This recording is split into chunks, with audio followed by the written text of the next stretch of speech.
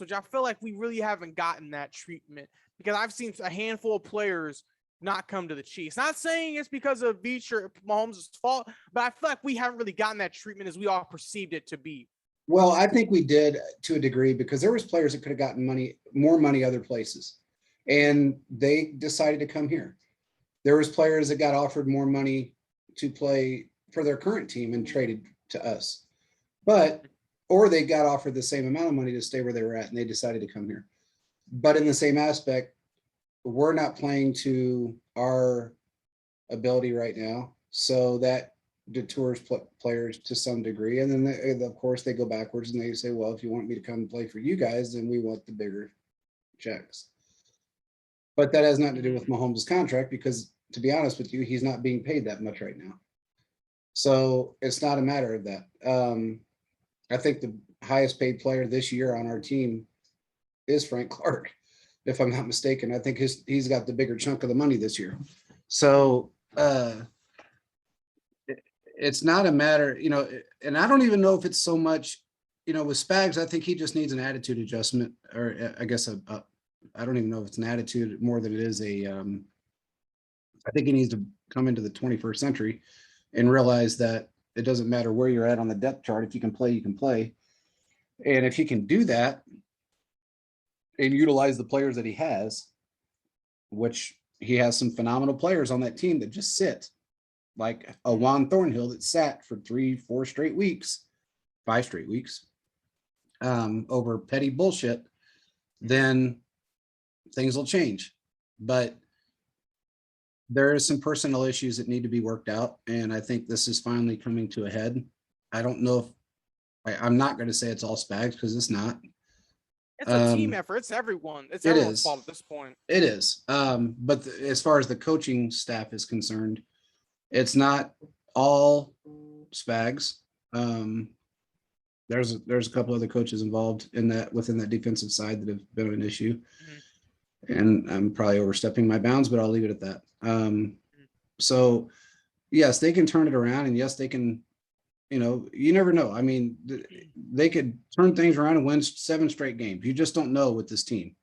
Yeah. But it's just a matter of everybody coming together and doing what they need to do and getting out of this bubble effect and the vanilla offense and opening up the playbook past page 3 and doing what they need to do to win. And when they do that, things will change. And I'll put a lot of it on Bieniemy too, because he's the one out there calling the plays right now. It's not Andy, it's Bieniemy. So he's the one that is calling these plays. He's the one that's dialing them up, and they're not working. It's that simple. When Mahomes is let free and he calls the plays and he's out there doing what he wants to do, works out pretty freaking well. So I'll go with that. You're good, man. The next question is from Brentley Palmer. How does this get better? Spags is stuck in his way. He's just gonna say they did a good job of limiting Henry. And then Andy is gonna say, this is on me. I have to do better.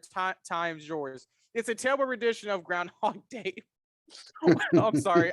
I had to bleep out a couple of things he said because they weren't appropriate. But I think he is right that Spags is stuck in his way. They have to change it. It kind of gets tiresome hearing Andy saying we need to change it. It's on me. I mean, that's only the fan base is getting tired of that at this point. So, well, the coaches are always going to say, especially Andy, because he's a stand-up guy. He's always going to say it's on me. I mean, he blames everything on himself, and it is what it is. But he knows it's not on him because he allows his coaches to coach. So, Andy's going to probably have a long conversation again with these coaches, and hopefully things turn around. And if it doesn't turn around, I don't think he's going to make the same mistake he made with Sutton. I don't think he's going to keep him around. Yeah, that wasted some years of development.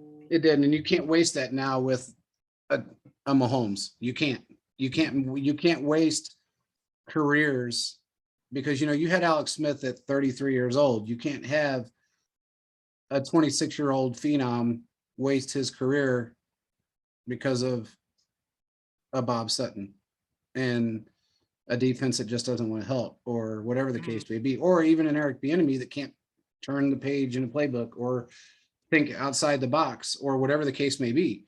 Andy is, yes, the head coach of the team. He's the one that wrote that big thick playbook, but he It just relies seems on, like they're not using it. They're not they're using not, it. they're not using it. And It that's seems part like of it. they're saying that, okay, we're gonna bring a player in. Oh, they don't understand the playbook. Well, why are we even using that as a thing to do a criteria if we're not even gonna get that to our own players? Yeah. So at this point, I have no idea, man. I don't either. And that's Ready the for the thing. next If you're going to one? use a vanilla, if you're going to use a vanilla offense, then use the player that you just brought in and put him in that vanilla offense. Mhm. Right? I mean, Yeah. that's simple.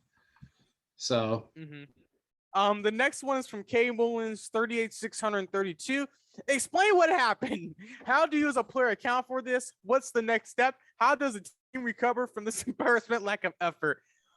K Mullins, I think just everything we said in the show, they have to have a come to Jesus meeting with themselves and figure out what are we going to do in order to help make this team better. I have a feeling things are going to change. I'm always an optimistic person. I'm not going to bash the players, but I call it as I see it. I think in the end of the day, they will figure it out, but this will depend on the coaching staff because the players can only do so much. They're doing what the coaches tell them to do. And if that's not going to work, sometimes it just struggles. I think your answer basically echoes what I just said. Yeah, I mean, it is. I mean, you know, they're not out there making their own plays up. So, you know, they have assignments, and, you know, Tyron said something last in a tweet a couple days ago, and some guy said, well, it looks like Tyron was out there, didn't know what the hell he was doing. And well, he was saying the defense is, you're right. You're right. Yeah, you're right. and Sorry. Tyron knew exactly what he was doing. He actually broke off the play and went after it as soon as he saw the spread. So, I mean, that's pretty intelligent on his part because it was an all-out blitz. And it was an all-out blitz because I watched that play on all 22 and I thought, okay, that's an all-out blitz. Tyron broke off and he did what he had to do to try to make a play. So normally in a perfect world, you cover your man and everybody covers their man. And as long as the play is read correctly, then the play's stopped. But you still have to, and if you break off, and here's the thing, if you break off your play or off your man and you get whiffed, then your coach is all over your ass. Or if it ends up in a touchdown situation. So you're it's like you're fighting, it's a double-edged sword. So you have to, you know, you have to trust the process to a degree, but then also you have to trust your instincts. So there's a fine line between both sides. And most intelligent players will know that fine line, you know, like a Tyron. He's very intelligent. Yeah. So. Yeah, you're not wrong, man. You're not wrong. The next question is, how does Mahomes start limiting his turnovers? How does Mahomes limit his turnovers? Well, getting the hell out of the box, starting to play his game. You know, they're covering him in a situation that they're putting him in a situation that he is not playing his game. And also the wide receivers they're not used to this. I said this before. When you spend 3 years watching a quarterback roll out of the pocket, buying time, you open yourself up for him, you come back to the play, open yourself up so you can make a play, and you make that play, and then all of a sudden that's gone. And you got a quarterback that's standing in the pocket, moving forward, moving backwards, moving forward, moving backwards. You don't see it as well. The wide receivers don't see it as well. They can't see his eyes. They can't see his movements. They don't see his hand gestures. So then it limits what he can do. So the ball is either going to get intercepted, the ball is going to go in the dirt, the wide receiver's not going to be able to see what's going on, and it creates interceptions. Mahomes is better on the run. He makes better balls or better throws vertically, horizontally. I've never seen anybody throw a ball left-handed better than him for a right-handed guy. But to limit him the way they have is causing a lot of this problem. And the wide receivers are not used to this. Again, I've said this over and over and over again. And after I said it, weirdly enough, you know, even some of these large, big time guys out there that played the game said the Mhm. exact same thing, that nobody's used to this. They're used to him buying time and being able to roll out of the pocket. He uses hand gestures and his eye movements and his shoulders for wide receivers, and they see it and they get open, and he buys time that way. Nobody Mhm. can see that behind a line of 300-pound dudes. Yeah.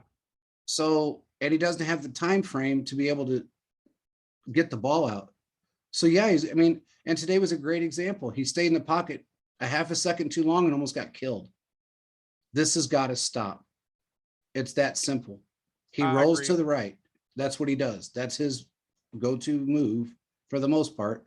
He has rolled to the left a lot, but he likes to roll to the right. Either way, whatever he decides to do, he stepped up in the pocket. And I specifically remember a play, and I actually put it out on the Chiefs Focus page, where he came to, it was almost like a perfect, we called it the toe drag, the toe drag swag, because he came to the line of scrimmage and drug his toe when he threw the ball, and it was a Mhm. perfect pass for a touchdown to Kelsey. Do you remember Yeah, that? I know exactly what you're talking about. Yep. And that's the kind of stuff that he knows how to do. And he didn't get injured, he didn't get hurt, he didn't get hit, he didn't get his head torn off. But now he's getting his head torn off, he's getting hit, he's getting buried, throwing interceptions, balls in the dirt, throwing the ball away, sacked. I don't know what else I can say to make this change. And the coach, if the coaches don't see it, then I don't know what the hell to tell them.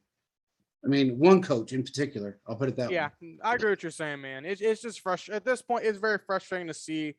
I think what it comes down, you're basically echoing the same sentiment as me. They need to figure out a way and let Mahomes play his game, basically. Yeah, When they basically in the 2018 season said, Mahomes, here you go, would let him unleash because all defense wasn't good, he was able to show up and show out.